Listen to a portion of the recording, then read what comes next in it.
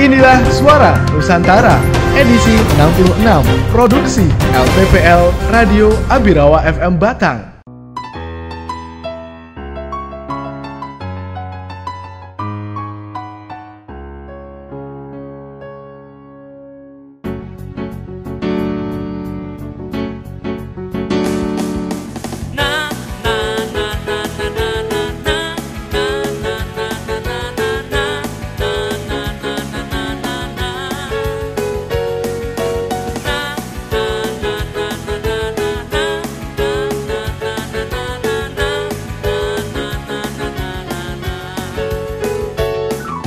Kebersamaan insan radio dan TV nasional, organisasi asosiasi LPPL Indonesia, jalankanlah amanah yang sangat mulia.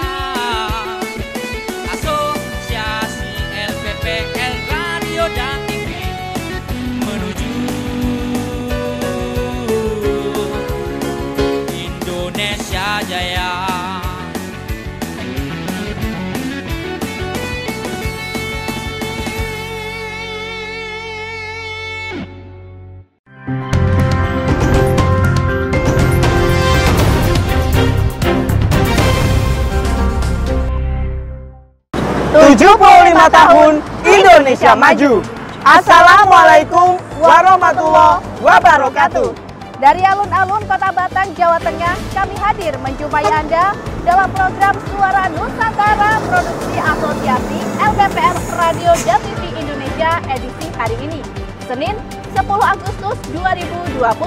Program Berita Suara Nusantara, rangkuman berbagai peristiwa teraktual yang terjadi di tanah air dilaporkan oleh reporter profesional dari LPPL Radio dan TV Indonesia.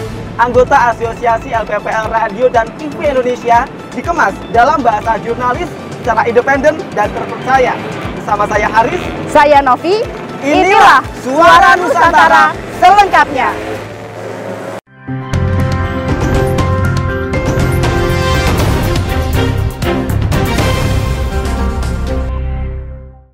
Informasi pertama dari Radio RCL FM Sukabumi. Jelang pelaksanaan Pilkada serentak 9 Desember 2020, Komisi Pemilihan Umum Kabupaten Sukabumi gelar launching Pilkada Sukabumi tahun 2020. Selengkapnya bersama reporter Norma Sela.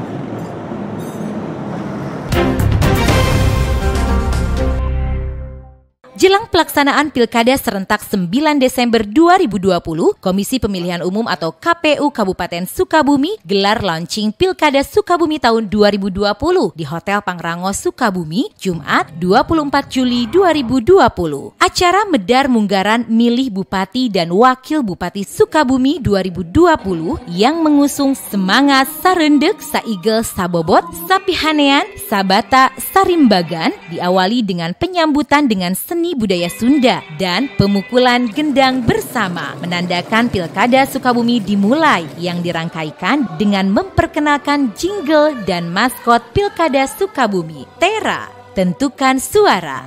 Hadir dalam acara tersebut Komisioner KPU Republik Indonesia, KPU Jawa Barat, unsur Forkopimda Kabupaten Sukabumi, Bawaslu, para pimpinan partai politik, KPU Kabupaten, Kota se-Jawa Barat, dan tamu undangan lainnya. Ketua KPU Kabupaten Sukabumi, Ferry Gustaman, mengatakan launching ini untuk memastikan semangat juang, menjaga netralitas, integritas, dan profesionalisme pelaksanaan Pilkada serentak 2020. Ferry Gustaman juga menerangkan makna dari tagline Pilkada Sarasa Saraksa Sariksa. 3 pilar itu menjadi tonggak demokrasi dalam filosofi Sunda. Dalam sambutannya yang dibacakan oleh Asda 1 Bidang Pemerintahan dan Sosial, Bupati Sukabumi Haji Marwan Hamami menyampaikan bahwa launching ini memberikan kepastian tentang pelaksanaan pemilihan Bupati dan Wakil Bupati Sukabumi tahun 2020. Di tempat yang sama, Komisioner KPU RI Pramono Ubay Tantowi menegaskan pelaksanaan Pilkada di tengah masa pandemi COVID-19 harus memenuhi protokol kesehatan secara disiplin. Demikian disampaikan Dinas Komunikasi Informatika dan Persandian Kabupaten Sukabumi dari Hotel Pangrango Sukabumi, Jawa Barat. Kami TV melaporkan.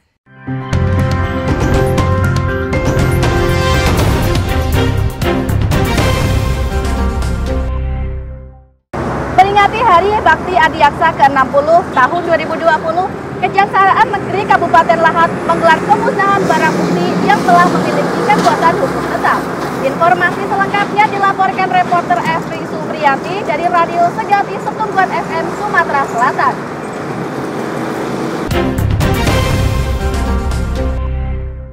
Hari Bakti Adiaksa ke-60, Kejaksaan Negeri Lahat melakukan pemusnahan barang bukti inkrah di halaman kantor Kajari pada hari Rabu 22 Juli 2020. Barang bukti yang terdiri dari hasil sitaan berupa alat kejahatan dan narkotika dengan rincian 106 perkara, uang palsu 1 perkara, serta senjata tajam, handphone, dan minuman keras berbagai merek dari 49 perkara ikut dimusnahkan. 1, 2, 3. Ya, silakan ditutup pakai masker. Bapak-bapak, ibu-ibu, jangan dinikmati. Silakan untuk pencegahannya. Kami juga akan melakukan permintaan terhadap pihak TNI dan pihak Polri agar bersama-sama kita berkomitmen bahwa pemberantasan ini narkotika ini adalah musuh kita bersama dan ini sudah merupakan tindakan kejahatan peringkat pertama di Kabupaten Lahat. Kita tahun ini akan bersama-sama berkomitmen juga dengan Ketua PN untuk kami kejaksaan akan menuntut yang seberat-beratnya terhadap pelaku. Kegiatan ini dihadiri oleh Wakil Bupati Lahat Haji Haryanto, Kepala Pengadilan Negeri Lahat, dan Dim 0405 Lahat, Kapolres melalui Kasat Narkoba, Kalapas Kelas 2A Lahat, Ketua DPRD Lahat, serta wartawan dari media online dan elektronik. Usai pemusnahan barang bukti dilaksanakan pramatama di Gedung Aula Suprapto Kejaksaan Negeri Lahat. Dari Kabupaten Lahat, Sumatera Selatan, Eri Supriyati, LPPL Radio Seganti Setumbuhan FM melaporkan untuk Suara Nusantara.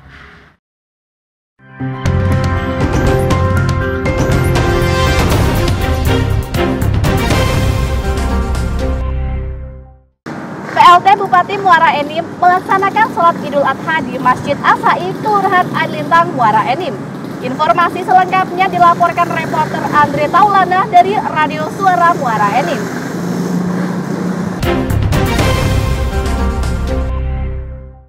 Pelaksana tugas Bupati Muara Enim melaksanakan sholat Idul Adha di Masjid Asai, Kelurahan Airlintang, Kecamatan Muara Enim, Kabupaten Muara Enim. Pada Idul Adha 1441 Hijriah, kali ini pelaksana tugas Bupati Muara Enim Haji Juarsa beserta Kapolres AKBP Doni Eka Saputra dan Sekretaris Daerah Haji Hasanuddin melaksanakan sholat Idul Adha di Masjid Asai Kelurahan Airlintang, Kabupaten Muara Enim. Dalam sambutannya, pelaksana tugas Bupati Muara Enim mengajak masyarakat meneladani keikhlasan dan ketakwaan Nabi Ibrahim beserta anaknya Nabi Ismail dalam mengamalkan perintah Allah Subhanahu wa Ta'ala.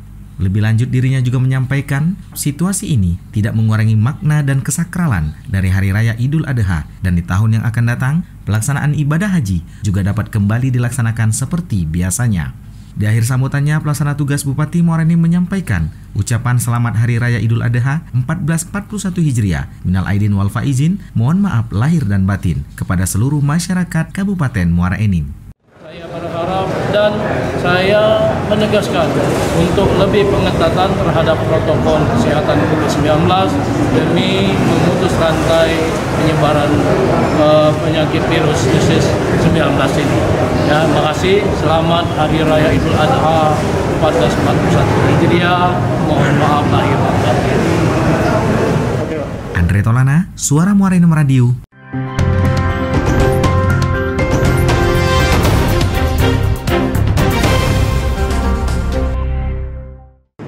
Bupati Bogor Ade Yasin melantik dan mengambil sumpah jabatan pejabat struktural eselon 2 dan pejabat fungsional ahli utama di lingkungan pemerintah Kabupaten Bogor.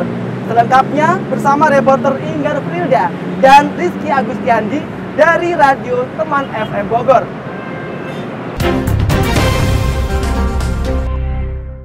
Guna mengisi kekosongan di beberapa perangkat daerah, Bupati Bogor Ade Yasin melantik dan mengambil sumpah jabatan pejabat struktural eselon 2 dan pejabat fungsional ahli utama di lingkungan pemerintah Kabupaten Bogor. Bupati Bogor Ade Yasin mengatakan, setiap aparatur sipil negara harus memiliki komitmen untuk siap ditempatkan di mana saja sesuai kebutuhan organisasi. Pihaknya juga menambahkan, para pejabat yang baru dilantik agar bisa cepat bekerja guna memulihkan kondisi sosial ekonomi masyarakat. Bekerja dengan cepat, maksimal, dan bisa dengan sigap menanggapi keluhan masyarakat. Dalam kondisi pandemi COVID-19 ini, Ade Yasin berharap hal tersebut sebagai tantangan sekaligus pemicu untuk bekerja lebih semangat, kreatif, dan inovatif dalam melayani dan melindungi serta mewujudkan pemulihan kondisi sosial ekonomi masyarakat. Kami harapkan mereka bekerja dengan cepat, maksimal, dan juga menanggapi keluhan masyarakat ya. Juga ada persoalan-persoalan yang harus segera diselesaikan, jangan terus panjang seperti persoalan sampah, pencemaran, ketertiban, dan semua yang tadi saya sampaikan, pemulihan ekonomi dan lain sebagainya. Lebih lanjut, Ade menegaskan untuk seluruh perangkat daerah untuk berperan maksimal guna melayani kebutuhan masyarakat. Pihaknya ingin semua perangkat daerah untuk bekerja lebih maksimal. Dinas Koperasi, usaha kecil menengah agar mampu memfasilitasi koperasi dan usaha mikro yang terkena dampak pandemi. Dinas Komunikasi dan Informatika agar dapat meningkatkan pelayanan informasi sekaligus menjadi saluran komunikasi yang efektif untuk masyarakat. Dinas Lingkungan Hidup agar lebih memperhatikan persoalan sampah yang menjadi pekerjaan rumah dari dulu. Kemudian, Satuan Polisi Pamong Praja harus mampu membuktikan diri sebagai aparat penegak perda dan penyelenggara ketertiban umum. Badan Pengelolaan Pendapatan Daerah mampu menjaga agar pendapatan daerah tidak menurun tajam. Dan staf ahli pemerintahan, politik, hukum, dan kesejahteraan rakyat harus mampu secara produktif menyumbangkan pemikiran, kajian, saran, dan opsi kebijakan dalam pelaksanaan penyelenggaraan pemerintah daerah. Inggar Pelda, Rizky Agustiandi, Radio Tegar Beriman melaporkan untuk Suara Nusantara.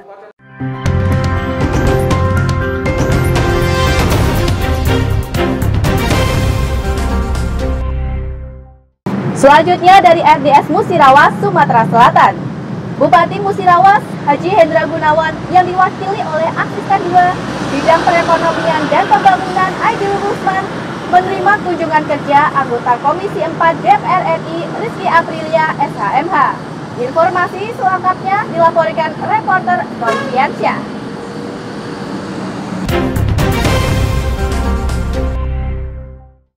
Asisten 2 Musirawas terima kunjungan kerja anggota Komisi 4 DPR RI. Bupati Musirawas Haji Hendra Gunawan yang diwakili oleh Asisten 2 Bidang Perekonomian dan Pembangunan Aidil Rusman menerima kunjungan kerja anggota Komisi 4 DPR RI Rizky Aprilia SHMH pada Senin 27 Juli 2020 seperti yang dilaporkan reporter Noviansa. Kunjungan kerja Rizky Aprilia kali ini sekaligus menyerahkan bantuan aspirasi yakni permajaan karet tahun 2020 secara simbolis untuk kelompok tani di Desa Ki2 Wonorejo, Kecamatan Tugumulyo, Kabupaten Musirawas. Dalam kesempatan ini, Asisten 2 Aidil Rusman menyampaikan ucapan terima kasih atas kedatangan dan bantuan aspirasi anggota Komisi 4 DPR RI Rizky Aprilia kepada petani karet yang ada di Kabupaten Musirawas. Harapannya bantuan permajaan karet seluas 300 hektar ini dapat meningkatkan hasil produksi petani karet di Kabupaten Musirawas dalam rangka mendukung pertumbuhan dan pembangunan daerah. Sementara itu, anggota Komisi 4 DPR RI Rizky Aprilia mengungkapkan agar para kelompok tani dapat menggunakan bantuan permajaan karet tersebut dengan sebaik-baiknya dan jangan disia-siakan, karena menurutnya bukan hal yang mudah untuk memperjuangkan bantuan itu. Masih menurut Rizky, bantuan ini juga bertujuan agar para kelompok tani dapat meningkatkan ketahanan pangan dan kesejahteraan masyarakat. Turut hadir dalam kegiatan tersebut Ketua DPRD Musirawas, Kepala Dinas Perkebunan Musirawas, Camat Tugumulyo, Ketua Fraksi PDIP Musirawas, Kades Ki2 Wonorejo, dan kelompok tani di Musirawas. Cici, Radio Darussalam Sempurna melaporkan.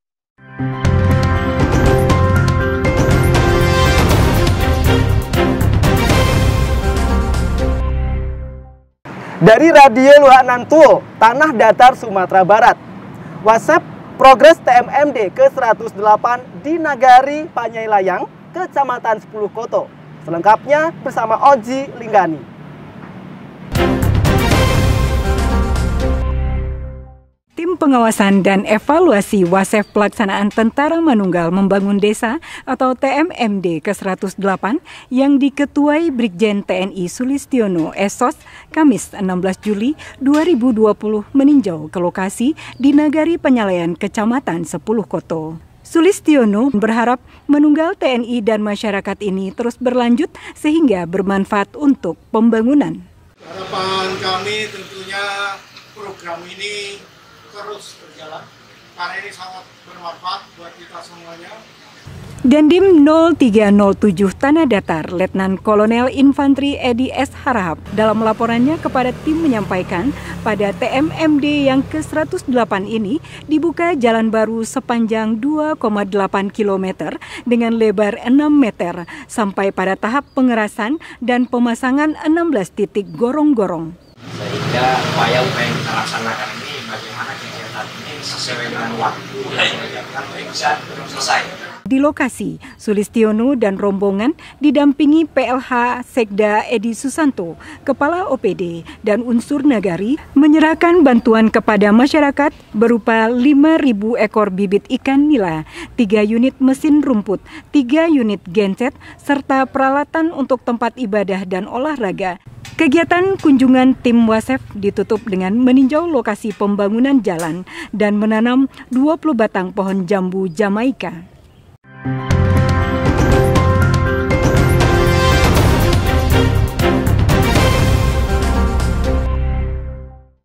Sebanyak 60 orang mengikuti pelatihan sadar wisata guna meningkatkan profesionalitas dalam pengelolaan destinasi wisata. Informasi selengkapnya dilaporkan reporter Yulia Fanani dari Radio BKM FM Martapura, Kabupaten Oku Timur, Sumatera Selatan.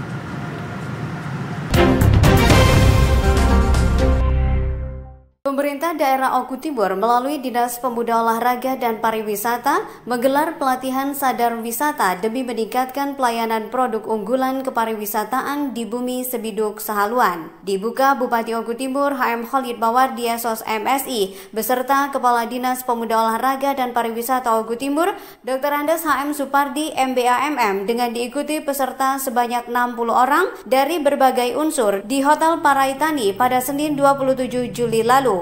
Kepala Dinas Dispora Par Oku Timur HM Supardi MBAMM mengatakan diadakannya pelatihan seperti ini guna memberikan pengembangan usaha pada sumber daya manusia, memberikan kesadaran kepada kelompok sadar wisata dan pelaku usaha agar lebih profesional dalam pengelolaannya.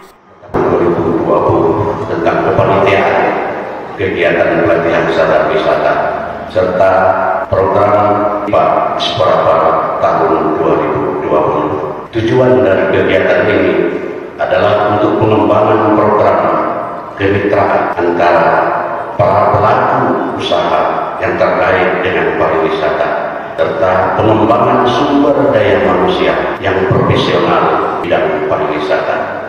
Masa pandemi COVID-19 yang tengah melanda tanah air berdampak merosotnya pendapatan asli daerah PAD sektor pariwisata maupun perhotelan juga rumah makan dirasakan sekarang cukup sepi pengunjung akibat sektor ini terpuruk. Melalui kegiatan ini, peserta memperoleh wawasan sikap dan perilaku yang baik ketika berhadapan dengan para tamu, kemudian fleksibel dan sesuai standar operasional pelayanan SOP di tengah COVID-19. Lebih jauh, Supardi mengatakan Pemkab Oku Timur ambil langkah melalui sektor ini dan memberikan pemahaman pada peserta dengan menggelar pelatihan kepariwisataan juga menjadi sebuah solusi dalam mengatasi semua permasalahan yang dirasakan bersama semua pihak. Di mana selama ini Oku Timur belum terbentuk kelompok sadar wisata, melalui pelatihan pariwisata akan lebih baik lagi berkembang dan mengalami kemajuan. Dari Oku Timur, Yulia Fanani, Radio BKM FM melaporkan untuk Suara Nusantara.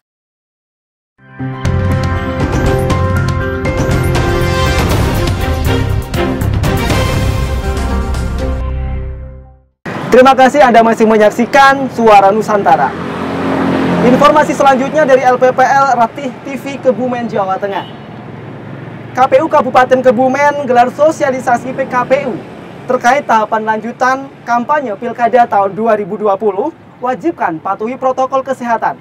Selengkapnya bersama reporter Ratih TV Kebumen.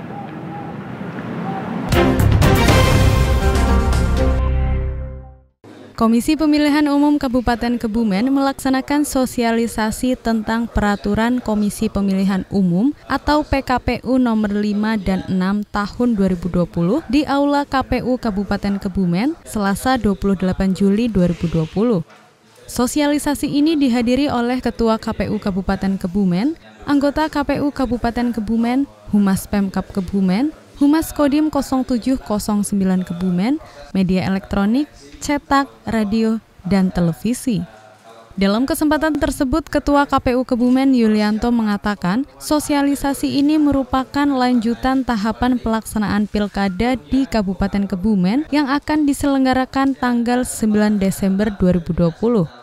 Sosialisasi Peraturan Komisi Pemilihan Umum atau PKPU nomor 5 tahun 2020 berisi tentang tahapan, program, dan jadwal penyelenggaraan pemilihan bupati dan wakil bupati.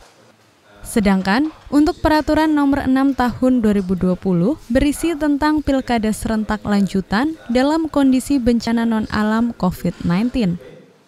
Yulianto juga menyampaikan, di tengah pandemi COVID-19, penyelenggara, peserta, dan pasangan calon tetap harus mengutamakan dan menerapkan protokol kesehatan. PKPU 6 itu sudah muncul bahwa ada kampanye bentuk lain yang di sana membuat yang pertama adalah bisa ada rapat umum, yang kedua rapat juga melalui pentas seni, ada melalui hiburan, melalui olahraga, itu masih muncul semua. Jadi ruang-ruang untuk mengenalkan peserta pemilu ke masyarakat masih tetap sama. Hanya tuntutannya, baik penyelenggara, peserta pemilu atau pemilih yang hadir di kampanye itu harus menerapkan protokol kesehatan. Batasannya 50% dari kapasitas. Ya, secara jumlah gitu ya. Dari jumlahnya berapa di sana masih disebutkan. Tinggal ruangan atau lokasi tersebut kapasitasnya berapa, itu kurang lebih 50%. Untuk apa? Yaitu tadi untuk menjaga jarak antar peserta dan seterusnya. Sementara itu, Danang Munandar selaku anggota KPU Divisi Teknis, Pemantau, Pemungutan dan Penghitungan Suara, Data dan Informasi menyampaikan terkait Peraturan Nomor 6 Tahun 2020 tentang Pilkada Serentak Lanjutan dalam kondisi bencana non-alam COVID-19. Di antaranya yakni akan disediakan termogan di masing-masing TPS. Disediakan masker sejumlah 20% dari total jumlah DPT setempat. Disediakan sarung tangan plastik bagi masyarakat yang akan mencoblos. Disediakan tempat sampah khusus untuk membuang plastik. Akan disediakan face shield untuk petugas. Diatur jarak kotak pencoblosan dan lain sebagainya. Selain itu, Agus Hasan Hidayat selaku anggota KPU Divisi Sosialisasi Pendidikan Pemilih, Partisipasi Masyarakat dan SDM menyampaikan, PKPU yang telah disampaikan melalui sosialisasi tersebut dapat diinformasikan kembali secara luas oleh peserta sosialisasi. Sehingga proses tahapan pelaksanaan pilkada yang sudah mulai berlangsung dapat berjalan dengan lancar. Selanjutnya, Zakiatul Banat selaku anggota KPU Divisi Perencanaan Program dan Data menyampaikan terkait daftar pemilih tetap yang bisa dicek secara mandiri di website www.lindungihakpilihmu.kpu.go.id. Dari Kebumen, Tim Liputan Ratih TV memberitakan.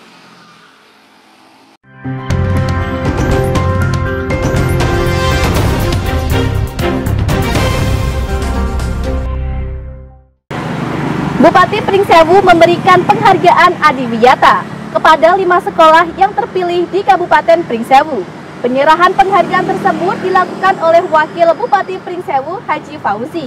Informasi selengkapnya dilaporkan reporter Anton Hapsara dari Radio Rapemda Pringsewu, Lampung.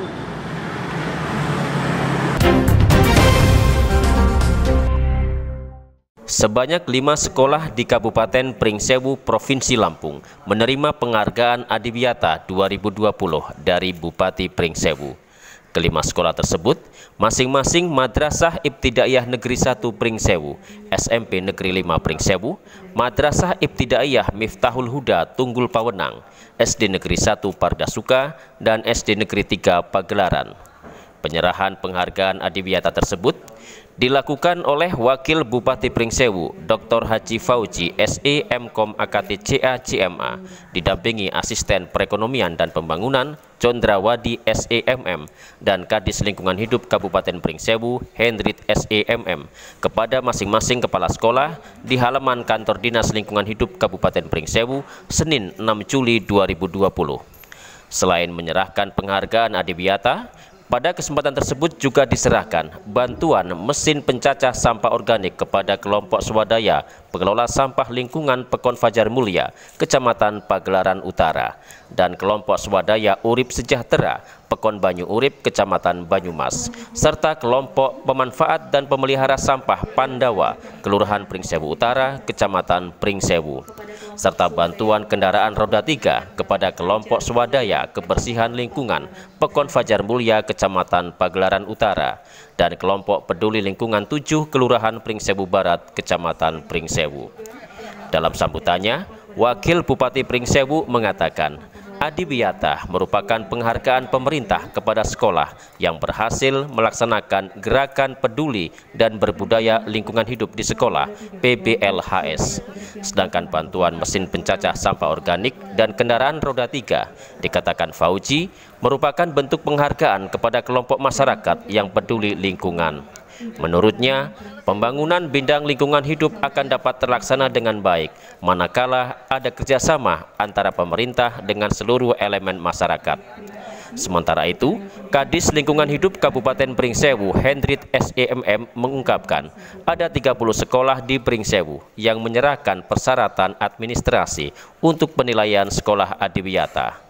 Namun setelah dilakukan penilaian berdasarkan beberapa item penilaian diantaranya visi dan misi sekolah, kebijakan sekolah, serta kurikulum yang terkait dengan lingkungan hidup, juga pengelolaan sarana dan prasarana, serta kegiatan partisipatif, terpilihlah 5 sekolah yang layak mendapatkan penghargaan Adiwiyata 2020. Jadi pada hari ini tadi SMP Negeri 5 Pringsewu di bawah kepemimpinan Bapak Dr. Mutasor sudah memperoleh penghargaan sebagai sekolah Adiwiyata, yang berarti bahwa sekolah SMP Negeri 5 Pringsewu ini memenuhi kriteria sebagai sekolah yang peduli dan berperilaku lingkungan hidup sehat.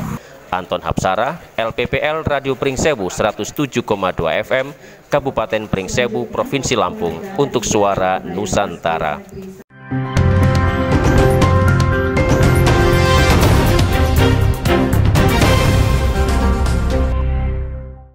Saat ini kami berdua berada di depan rumah dinas Bupati Kabupaten Batang. Selanjutnya informasi dari Radio Ananta Praja Suara Jembrana Bali. Revitalisasi gedung PEH Kaliaka. Selengkapnya bersama reporter Widi.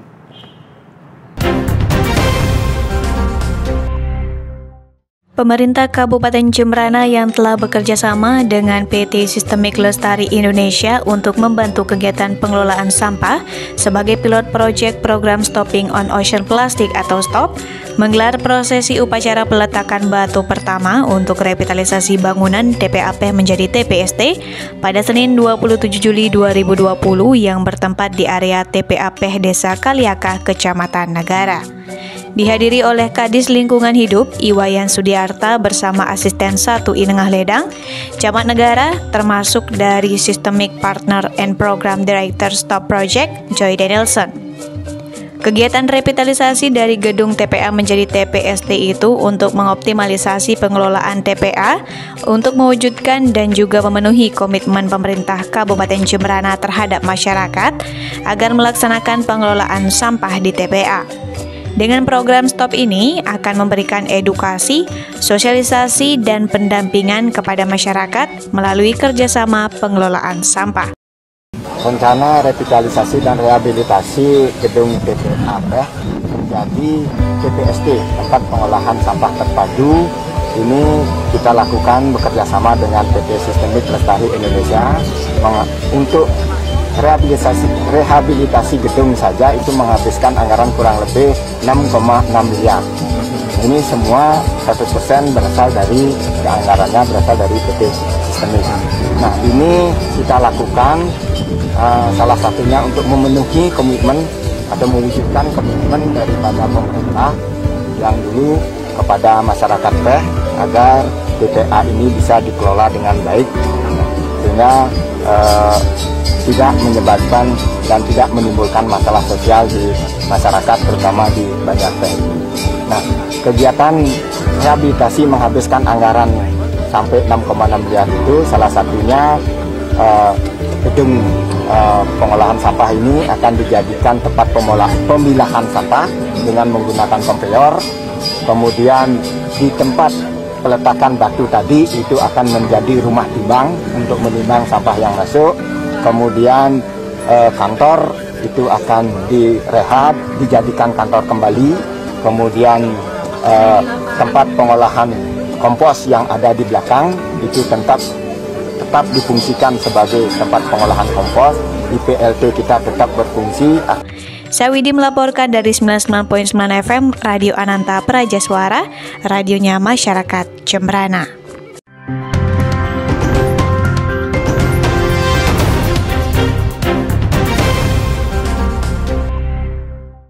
Selanjutnya, Radio Suara Banyuasin. Di depan Bupati Banyuasin Haji Askolani, 63 perusahaan perkebunan yang beroperasi di wilayah Kabupaten Banyuasin teken kesepakatan cegah karhut labun. Informasi selengkapnya dilaporkan reporter Ima Abdullah.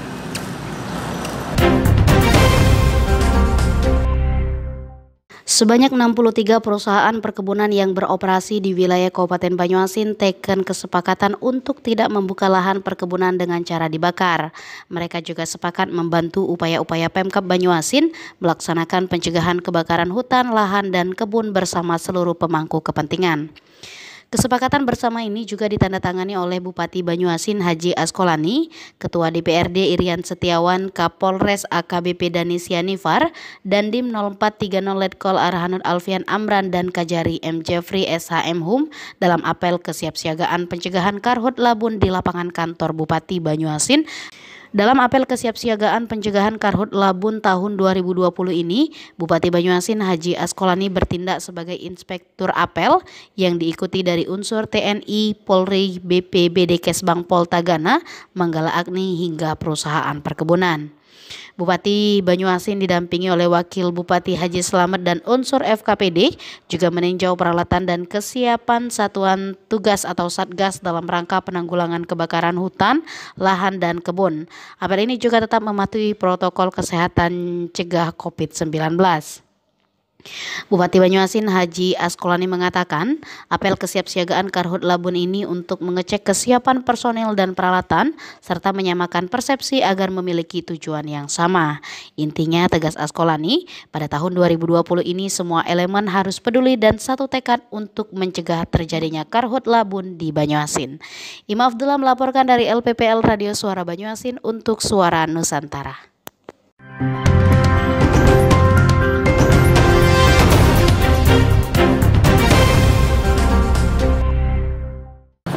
Saat ini kami masih berada di Pendopo, Kabupaten Batang.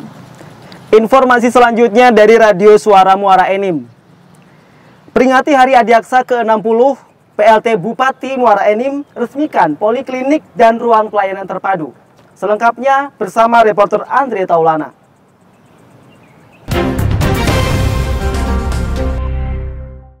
Dalam rangka memperingati Hari Bakti Adiaksa ke-60, Pelaksana Tugas Bupati Muara Enim Haji Juarsa meresmikan poliklinik dan ruang pelayanan tilang terpadu Kejaksaan Negeri Kabupaten Muara Enim. Pelayanan yang berada di samping Komplek Kajari Muara Enim ini diperuntukkan bagi pelayanan, kesehatan, dan mempermudah proses administrasi penyelesaian proses tilang bagi masyarakat. Dalam sambutannya, Pelaksana Tugas Bupati Muara Enim menyampaikan ucapan selamat kepada keluarga besar Adiaksa Muara Enim atas Hari Ulang Tahun Kejaksaan Republik Indonesia yang ke-60 yang diperingati tanggal 22 Juli setiap tahunnya. Dirinya berharap Kejaksaan, terutamanya Kajari Muara Enim, untuk terus berintegrasi meningkatkan kualitas kerja dan pelayanan, khususnya di bidang penegakan hukum, sehingga dapat mewujudkan wilayah budaya bersih melayani. Di samping itu juga secara khusus mengapresiasi kinerja Kajari Muara Enim, Ibu Mernawati yang dinilai begitu aktif dan giat dalam menjalin koordinasi, baik bersama pemerintah Kabupaten Muara Enim maupun dengan unsur Porkopimda, sehingga benar-benar merasakan peran serta Kajari Muara Enim sebagai mitra kerja membangun daerah.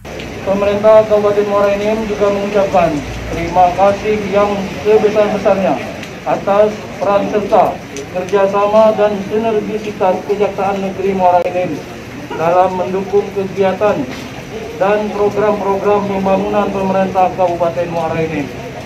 Pemerintah Kabupaten Muara Enim, tentunya kami mengapresiasi Ibu Kajari yang begitu aktif dan giat dalam menjalin komunikasi dan koordinasi baik bersama pemerintah Kabupaten Muara Enim maupun dengan unsur Porkopimda lainnya, sehingga kami benar-benar merasakan peran serta Kajari Muara Enim sebagai mitra kerja membangun daerah. Andre Taulana, Suara Muara Enim Radio untuk Suara Nusantara. Wali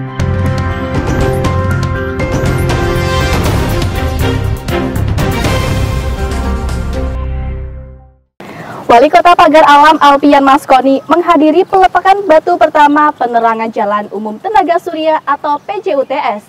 Informasi selengkapnya dilaporkan reporter Meriani dari Radio Basemah FM.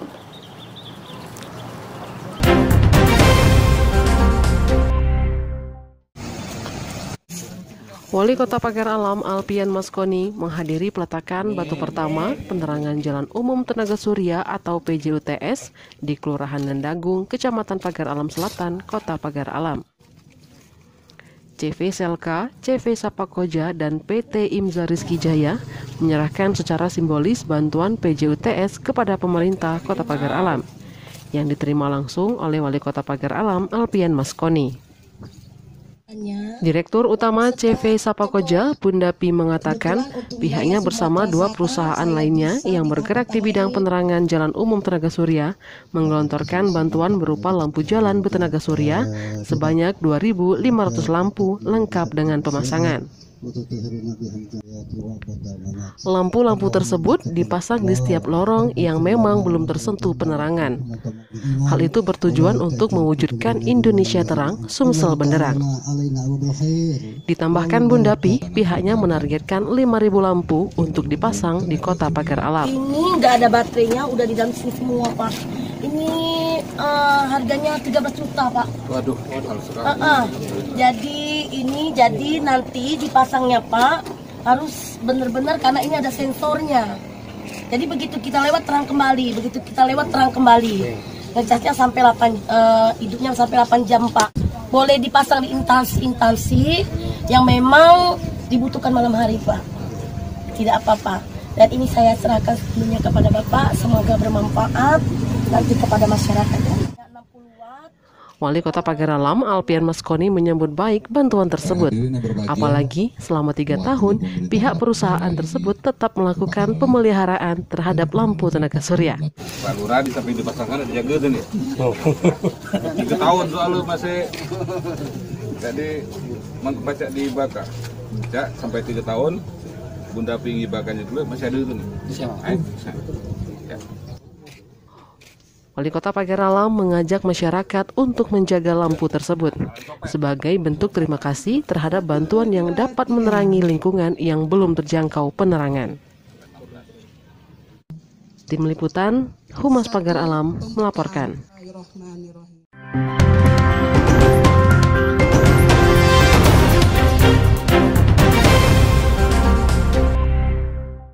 Saat ini kami berada di ruang Comment Center Kabupaten Batang. PGRI Kabupaten Pekalongan meluncing paguyuban seni karawitan Jiwo Laras yang diinisiasi oleh para guru di wilayah Kecamatan Karanganyar. Hal itu sebagai titik tolak untuk melestarikan kebudayaan di tengah pandemi. Selengkapnya bersama reporter Vicky Poniadi dari Radio Kota Santri Pekalongan.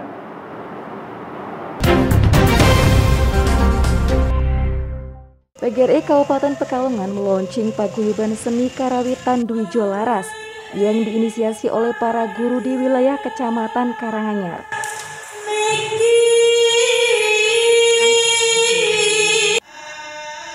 Hal itu sebagai titik tolak untuk tetap melestarikan kebudayaan di tengah pandemi yang masih berlangsung.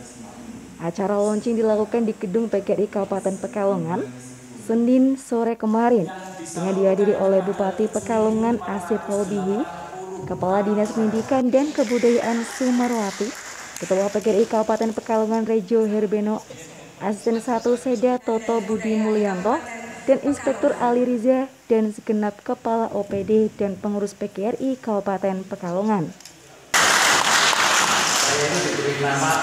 Dalam kesempatan tersebut, Bupati Asif Kolbi mengapresiasi penuh terbentuknya paguyuban kesenian Jiwo Laras. Dan menurutnya, paguyuban ini bisa menjadi ikon dari PGRI Kabupaten Pekalongan pada aspek pelestarian budaya.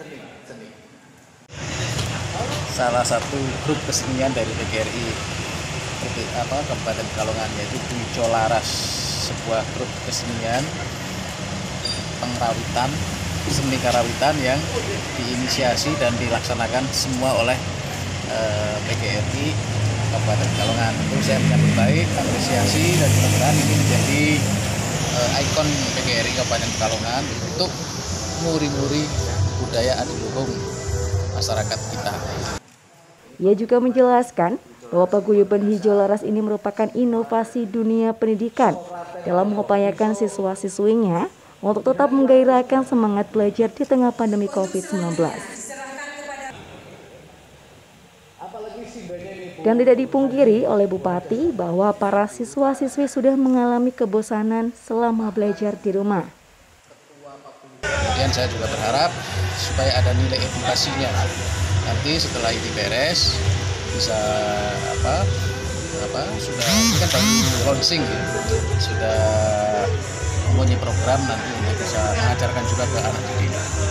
Jadi PGRI di bawah pimpinan Pak Rejo ini alhamdulillah sudah menginisiasi banyak hal. Salah satunya tadi paguyuban seni karawitan hijau laras yang semuanya ini para guru dan para sekolah yang ada di wilayah Kecamatan Karanganyar malah ya. Dan sekarang menjadi ikon milik PGRI Kabupaten Pekalongan. Sementara itu, Ketua PGRI Kabupaten Pekalongan Rejo Herbeno mengatakan bahwa paguyuban hijau laras ini merupakan inisiasi dari PGRI Kabupaten Pekalongan cabang Karanganyar yang dipimpin langsung oleh ketua cabangnya. Selain itu, menurut Rejo, PGRI Kabupaten Pekalongan juga telah menjalankan program-program kegiatan. Di antaranya adalah donor darah yang bekerja sama dengan PMI Kabupaten Pekalongan, pembagian paket sembako dan uang tunai, serta akan membentuk Satgas Bencana Alam pada bulan Agustus ini. Dan untuk pengurusan periode 22 ini kami akan berupaya semaksimal mungkin ke seluruh bidang itu ada dinamika, ya ada program yang harus jalan. Salah satunya hari ini kita launching kegiatan seni karawitan yang di bawah kendali bidang seni dan olahraga. Salah satunya harapan kami nanti semua bidang berjalan, terutama pada bidang-bidang yang terkait dengan peningkatan mutu pendidikan dan karier, itu utamanya itu. Pak, saya dengar tadi PGRI akan terlibat dalam Satgas penanggulangan bencana. Iya, karena salah satu bidang kita ada bidang pengabdian masyarakat. Nah, di bidang pengabdian masyarakat kita itu sudah punya kegiatan, yaitu setiap anggota yang meninggal dunia kami langsung takziah, memberikan ucapan bela sungkawa, sekaligus kami memberikan santunan. Itu bagian dari kegiatan itu. Lah, sehubungan dengan kondisi geografis Kabupaten Pekalongan yang rentan dengan bencana, kami akan membentuk Satgas untuk membantu Badan Penanggulangan Bencana di daerah. Dan ini insya Allah nanti akan kolaborasi dengan Satgas. Kami ingin mendatangkan instruktur dari sana untuk dilatih. Dan kami ketika nanti dibutuhkan kami siap bergerak. Ya paling tidak itu bendera untuk bentuk pengabdian PGRI terhadap masyarakat secara umum.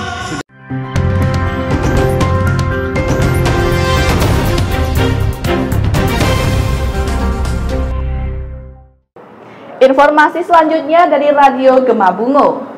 Forum Peduli Hijau bersama masyarakat melakukan aksi demonstrasi penolakan peti di Pengadilan Negeri. Informasi selengkapnya dilaporkan reporter Nindya Safitri.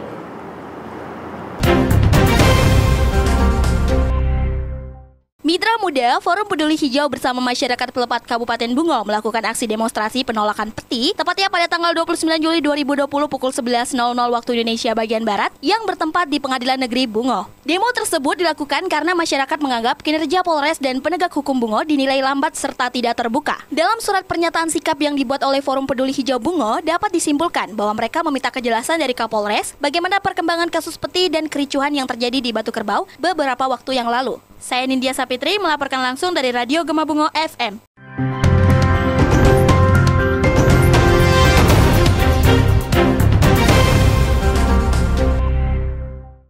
Informasi selanjutnya dari Radio BDFM Lampung Selatan.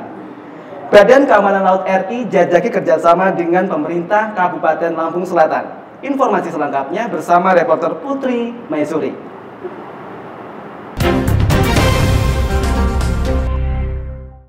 Kita mengenal laut, bahwa laut itu dari pantai sampai 12 mil itu namanya laut teritorial.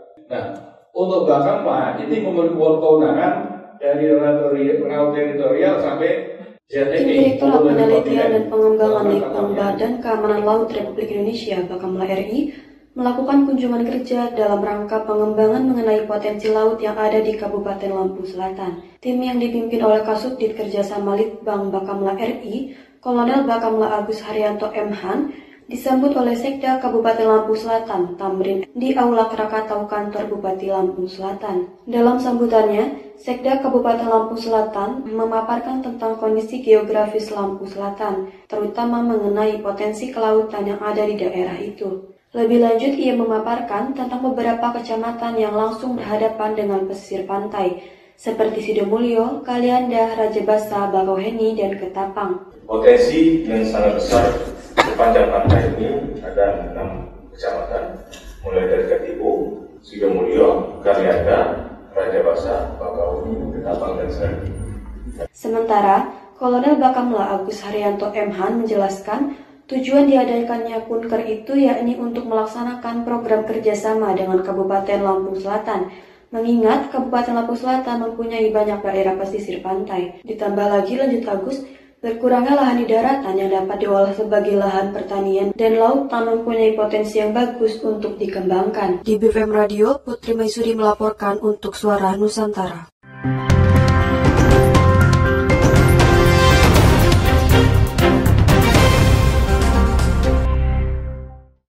Bupati Siak lakukan panen raya padi kualitas Inpari 42 di Kampung Laksmana, Kecamatan Sabaau. Informasi selengkapnya dilaporkan reporter Romiati dari RPK Siak.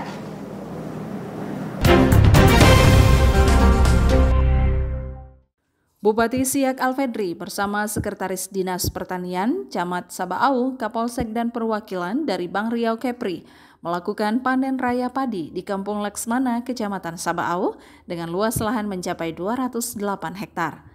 Dalam panen raya padi kali ini, Bupati Siak mengapresiasi capaian produksi yang dihasilkan oleh kelompok tani di Kampung Laksmana dengan capaian hasil mencapai 6 hingga 8 ton per hektarnya. Menurut Bupati Siak, capaian hasil panen di bidang pertanian tentunya melebihi dari hasil perkebunan kelapa sawit. Terlebih saat ini, pemerintah daerah Kabupaten Siak telah berkomitmen untuk melakukan penataan dan pengelolaan persawahan secara baik, terutama dalam sistem pengairan. Kami bisa bersama masyarakat Laksmana, Kecamatan Sabaau, melakukan panen raya di tahun 2020 yang hasilnya alhamdulillah nih produktivitas bisa mencapai 6 ton sampai 8 ton. Jadi itu kalau dihitung ini kan bisa sekitar 27 juta per hektar sekali musim tanam. Nah kalau 2 kali musim tanam 54 juta. Dan ini tentu hasilnya lebih banyak daripada memang tanam sawit.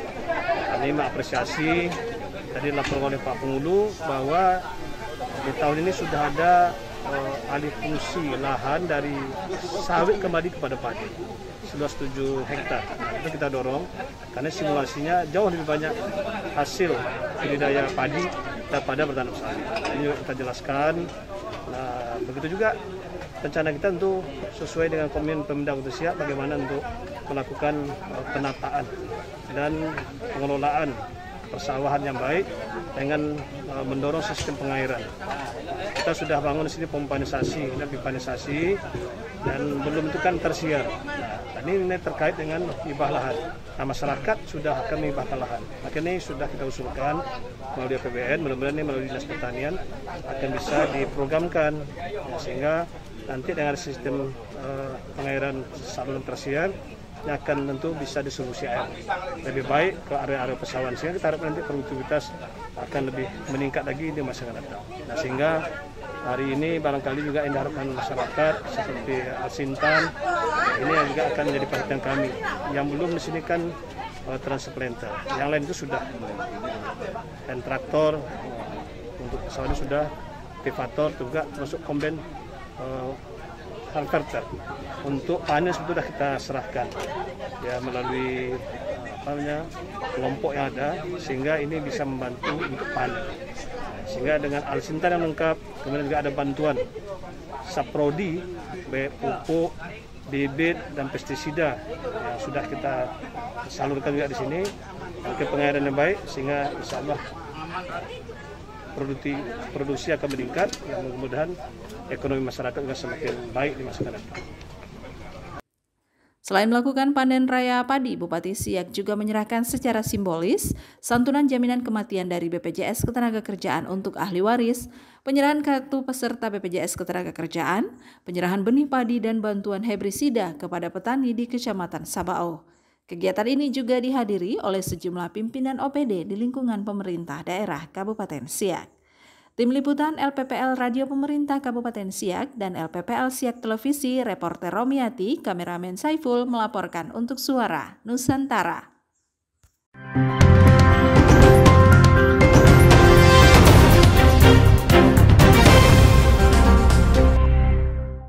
Informasi selanjutnya dari Radio Lansek Mani Sijunjung. Rektor Undip resmikan Rumah Baca Lansek Mani Sijunjung. Selengkapnya bersama reporter Yulmi Rustam.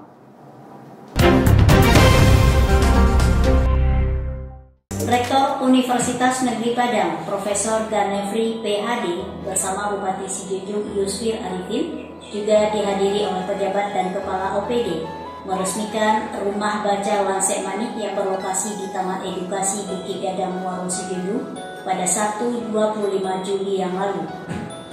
Rumah Baca Lansek Mani di Muaro Sijunjung ini merupakan program kerja mahakarya mahasiswa KKN Lansek Mani di Muaro Sijunjung yang merupakan KKN gabungan di Nagari Muaro, Kecamatan Sijunjung, Kabupaten Sijunjung. KKN gabungan ini diikuti oleh mahasiswa dari Universitas Negeri Padang, Universitas Andalas, Universitas Negeri Medan, UIN Imam Bonjol Padang, Universitas Udayana, dan UIN Sunan Gunung Jati Bandung. Lebih lanjut, Ganefri mengungkapkan bahwa Universitas Negeri Padang juga akan memberikan perhatian untuk pengembangan pendidikan bagi masyarakat Kabupaten Sijunjung. Selamat datang kepada Pak Rektor, kalau mau dan sekali sama Ibu juga, di mana sudah menyediakan waktu untuk hadir. Pada kesempatan itu, Yusfir Arifin mengucapkan terima kasih kepada Rektor Universitas Negeri Padang yang selalu memberikan perhatian pada dunia pendidikan di Kabupaten Sijunjung. Dengan harapan, semoga pengembangan pendidikan di Kabupaten Sijunjung ini dan kami sebagai pemerintah Kabupaten Sijunjung berharap pada kegiatan peresmian Rumah Baca Lansek Mani juga dihadiri para mahasiswa KKN gabungan beberapa perguruan tinggi tersebut.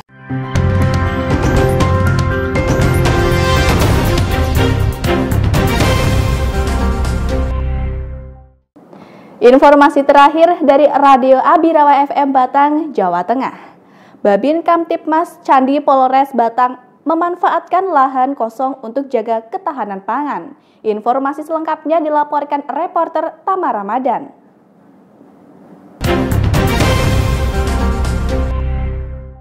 Menyikapi dampak ekonomi yang terjadi akibat pandemi COVID-19, Babin Kamtipmas Candi Polres Batang bersama warga berinisiatif memanfaatkan lahan kosong dengan ditanami beragam sayur-sayuran, sehingga dapat menjaga ketahanan pangan masyarakat di Desa Dinastri Kulon, Kabupaten Batang, Senin 27 Juli kemarin.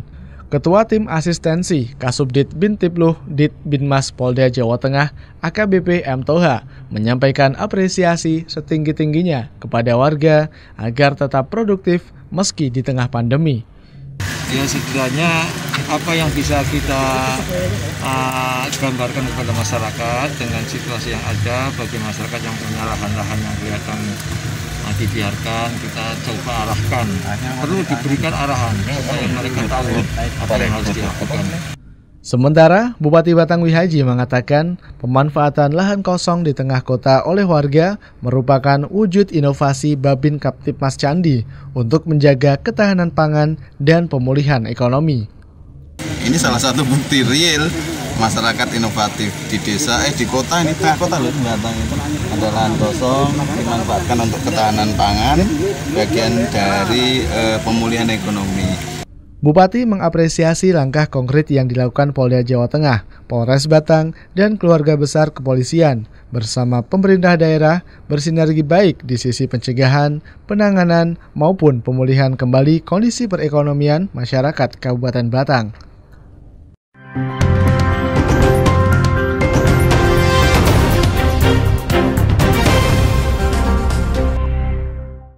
Laporan dari Radio Abira FM Batang tadi mengakhiri informasi Suara Nusantara hari ini, Senin 10 Agustus 2020, edisi 66, produksi LPPL Radio Abira FM Batang, Jawa Tengah.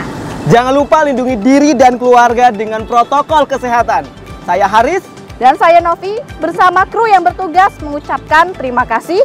Wassalamualaikum warahmatullahi wabarakatuh. Merdeka!